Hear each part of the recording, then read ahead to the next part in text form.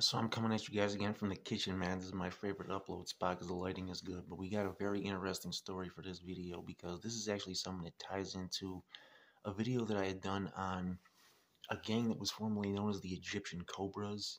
Now is known as the Mickey Cobras. For a while, they were Cobra Stones, as people pointed out in the comment section.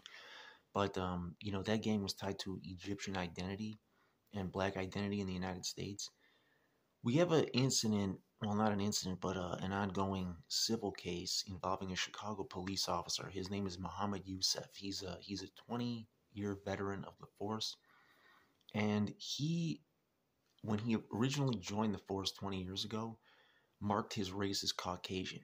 Now, at that time, there were only three particular categories you could pick. It was like Caucasian, black, and I think Asian. It was either Asian or Hispanic. Matter of fact, I think Hispanics might have been considered white back then.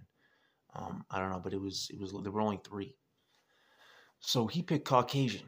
Okay, now he's Egyptian, like actual Egyptian. I don't mean like he's not into Egyptology, or he's ethnically Egyptian. Okay, so he marked down Caucasian. The problem that he was running into, though, is that he's done tremendously well, okay, as a cop.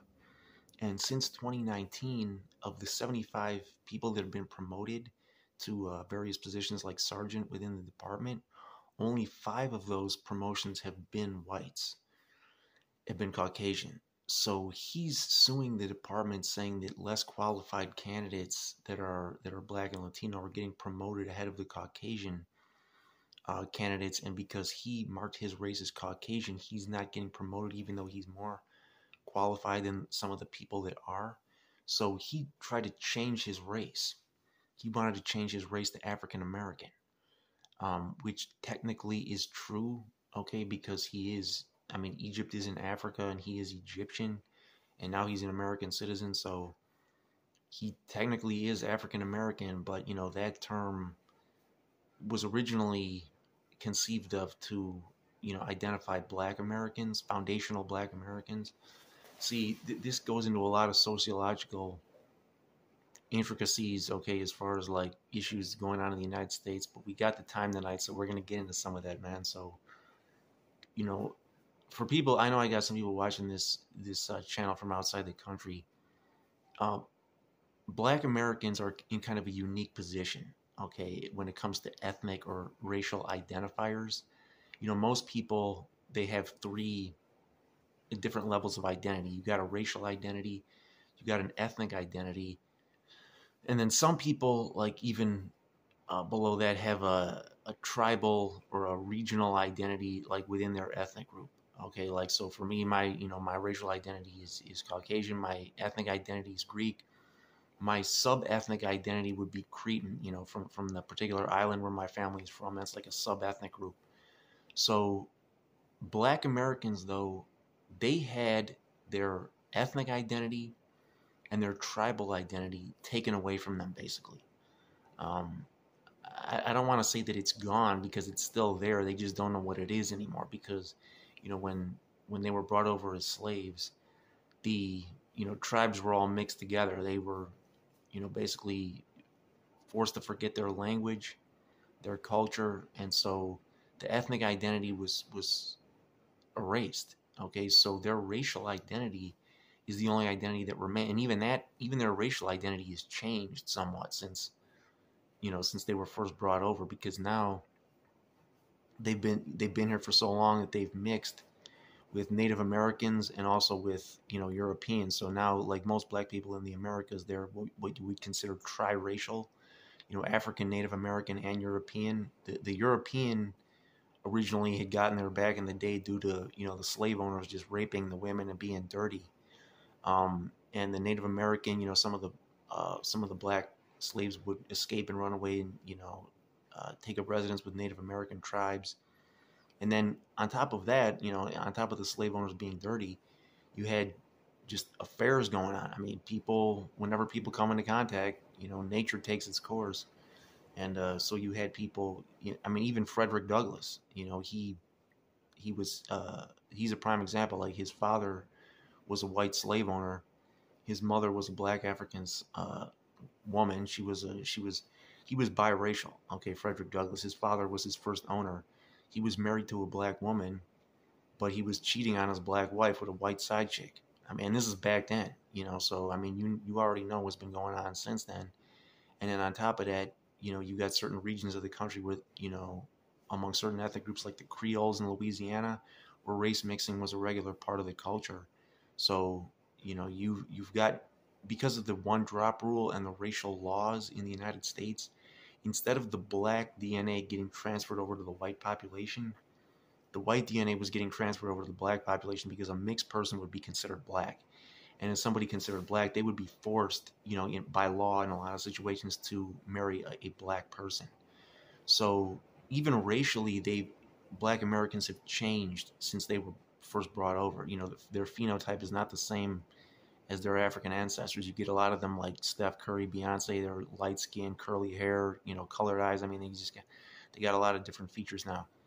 So, the term African American really for them is, it's one of many different terms that have been thought up over the years, but it really doesn't accurately distinguish them from, like, for example, African immigrants or North African Arab immigrants. So it's kind of a tricky situation. When you say black, typically you're talking about a foundational black American. I mean, an African person who's come over, like a Nigerian or a Ghanaian, would just identify by whatever nation they're from. They would say they're not. They wouldn't really say they're black. They'd say they're Nigerian or Ethiopian or whatever it might be. When a person just says they're black, that's typically American black whose ancestors came over, 400 or 500 years ago. Okay, or were brought over by force. So this Egyptian cop, okay, after that long, side tangent, but it's a relevant side tangent that I went on. This Egyptian cop is in a tough situation because he technically is African American, but he's not what that term was meant to refer to.